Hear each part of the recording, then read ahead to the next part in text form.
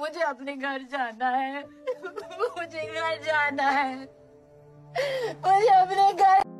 हमारी उन्हीं हरकतों की वजह से कोई हमसे जंग लड़ने को तैयार नहीं।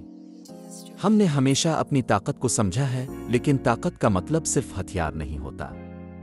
ये हमारी हिकमत, हमारी चालाकी और हमारी हिकमत अमली है जो हमें दूसरों से मुमताज करती है।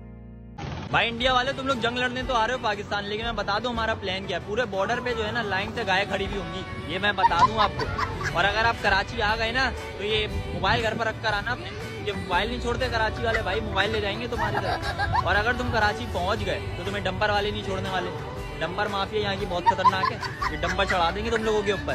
और अगर तुम लोगों ने एक दिन गुजार लिया यहाँ पर, तो मैं अगले दिन तुम लोगों को चाय पिलाऊंगा और फिर तुम लोग भी बोलोगे दैट टी इज फैंटास्टिक।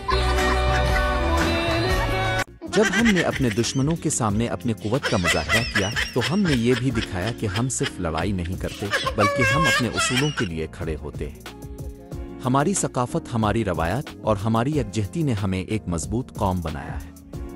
हमने अपनी तारीख से सबक सीखा है और अपनी गलतियों को दुरुस्त किया है। तू जंग लड़ने आएगा, इतनी गर्मी में तू जंग लड़ने आएगा। तू आएगा ना जंग लड़ने, आएगा तो रात में आइयो। अगर तू दिन में आया इतनी गर्मी में, मुझसे बुरा कोई नहीं होगा। तू तुझे चपलों से इतना मारूंगा ना, इतना मारूंगा, जिंदगी में याद रखेगा। तू आ जंग लड़ने।